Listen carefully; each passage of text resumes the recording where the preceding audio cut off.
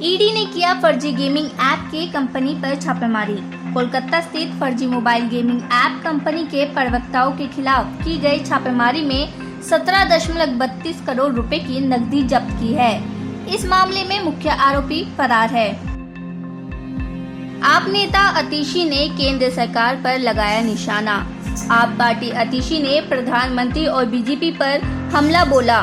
कहा कि एक टीवी चैनल ने सर्वे में पूछा कि क्या 2024 में केजरीवाल जी को मोदी जी के सामने चुनौती मानते हैं। 63 लोगों ने हाँ में जवाब दिया। इस सर्वे आने के बाद मोदी जी की नींद उड़ गई। श्रीलंका के राष्ट्रपति ने 37 मंत्रियों को किया नियुक्त। श्रीलंका के राष्ट्रपति रानिल विक्रमसिंघे ने 37 राज्य मंत्रियों को अपनी सरकार में शामिल और 12 कैबिनेट मंत्रियों को नियुक्त किया। असम कांग्रेस के महासचिव कमरुल इस्लाम चौधरी ने दिया इस्तीफा। असम प्रदेश कांग्रेस कमेटी के महासचिव कमरुल इस्लाम चौधरी ने कांग्रेस पार्टी की प्राथमिकता सदस्य से इस्तीफा दे दिया है। इस दौरान उन्होंने कांग्रेस पर दिशाहीन और भ्रमित नेतृत्व का भी आरोप लगाया है। आपस में भिड़े उद्धव ठाकरे और एकनाथ शिंदे के समर्थक। मुंबई के प्रभादेवी इलाके में दोनों गुटों के कार्यकर्ता एक दूसरे से भिड़ गए। यहां तक कि ठाकरे गुट की तरफ से आरोप लगाया कि शिंदे गुट विधायक सदा सर्वकार ने 2 गोली फायरिंग की। ऐसे ही आरोप दूसरे पक्षों ने भी लगाया। इस मामले में पुलिस ने कार्रवाई शुरू कर दी है। उद्धव ठाकरे गुट से 5 कार्यकर्ताओं को गिरफ्तार किया और 25 लोगों के खिलाफ मामला दर्ज। दिल्ली में सामने आया मोंकी पॉक्स का 7वां मामला। मोंकी पॉक्स मामले के नोडल अधिकारी और दिल्ली के लोकनायक अस्पताल में त्वचा विज्ञान के प्रोफेसर डॉक्टर विनीत रिल्हान ने कहा, मरीज नाइजीरिया मूल की 24 वर्षीय महिला है और पिछले 4 महीनों से भारत रह रही है।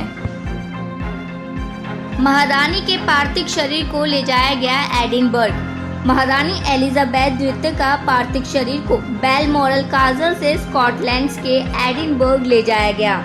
इसके बाद उनके पार्थिव शरीर को लंदन ले जाया जाएगा। वहां उनका अंतिम संस्कार 19 सितंबर को किया जाएगा। राम मंदिर निर्माण समिति की बैठक। अयोध्या के सर्किट हाउस में राम मंदिर निर्माण समिति की बैठक शुरू हो गई है। निर्माण समिति के चेयरमैन नृपेंद्र मिश्रा इसकी अध्यक्षता कर रहे हैं। डीटीसी बसों की खरीद को लेकर बीजेपी ने साधा आप पर निशाना। डीटीसी बस खरीद में अनियमितताओं को लेकर बीजेपी ने आम आदमी पार्टी पर निशाना साधा है। बीजेपी ने कहा है कि आप कट्टर ईमानदार होने का दावा कैसे कर सकते हैं। लोग समझ गए कि आप कट्टर भ्रष्ट हैं। राजस्थान के श्रीगंगानगर में बीएसएफ ने पकड़ा घुसपैठिया। राजस्थान के श्रीगंगानगर में सीमा सुरक्षा बल यानी बीएसएफ ने भारत पाकिस्तान सीमा पर एक घुसपैठिए को गिरफ्तार किया है। बीएसएफ ने घुसपैठिए को केसरी सिंहपुर कोली पोस्ट के नजदीक से दबोचा है। घुसपैठिया भारतीय सीमा में घुसने की कोशिश कर रहा था। पकड़े गए घुसपैठिए का नाम लियाकत अली बताया जा रहा है। नई पार्टी का ऐलान कर सकते हैं गुलाम नबी आजाद। कांग्रेस छोड़ चुके दिग्गज नेता गुलाम नबी आजाद ने जम्मू कश्मीर के बारामूला में एक जनसभा में कहा कि उनकी ओर से अगले 10 दिनों में नई पार्टी का ऐलान किया जाएगा। पहले उनके बीजेपी में भी जाने की संभावना थी। यूक्रेन के परमाणु ऊर्जा संयंत्र के आखिरी रिएक्टर को बंद किया गया। यूक्रेन के परमाणु ऊर्जा ऑपरेटर ने कहा कि यूरोप के सबसे बड़े परमाणु संयंत्र के आखिरी रिएक्टर को बंद कर दिया गया है। संयंत्र को बिजली ग्रिड से पुनः जोड़ने के बाद बंद कर दिया गया। दुबई से कोची आ रही विमान में महिला की मौत। दुबई से कोची आने वाली एक विमान में एक महिला यात्री शनिवार को बेहोश हो गई और बाद में नजदीकी एक अस्पताल में उसे मृत घोषित कर दिया गया। पैराशूट न खुलने पर हादसे में शहीद हाथरस के पैरा कमांडो। लेह में पैराशूट न खुलने के कारण हादसे में शहीद हुए हाथरस के रहने वाले पैरा कमांडो के जवान को आज अंतिम विदाई दी गई। लेह में हेलीकॉप्टर से हुए युद्ध अभ्यास में पैराशूट न खुलने के कारण ये हादसा हुआ था। शहीद कमांडो हाथरस के कोतवाली सदर क्षेत्र के नगरिया का रहने वाला था।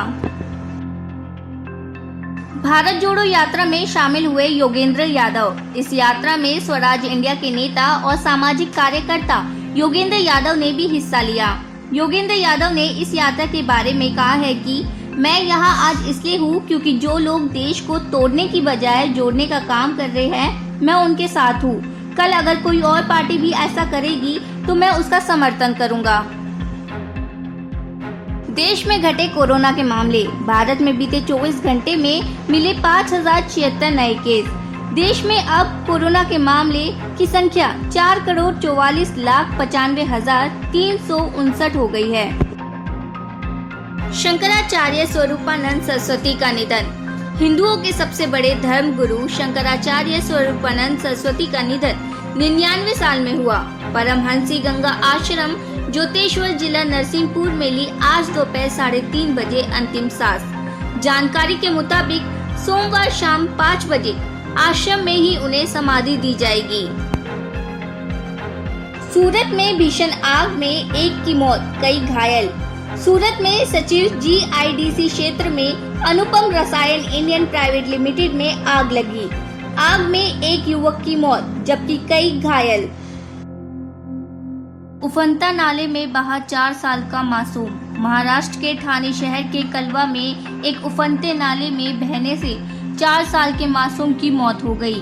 बच्चे का शव बरामद करा। जानकारी के मुताबिक आदित्य मौर्य नाम का एक बच्चा कलवा के भास्कर नगर इलाके में गुरुवार शाम करीब 7:30 बजे पानी में बह गया था। बंगाल में बीजेपी के विरोध प्रदर्शन के दौरान बम ब्लास्ट। पश्चिम बंगाल में बीजेपी के विरोध प्रदर्शन के दौरान बम ब्लास्ट हुआ। ये घटना राज्य के कुछ बिहार के सीतकुलची की है। बम ब्लास्ट में बीजेपी के 2 कार्यकर्ता घायल हुए।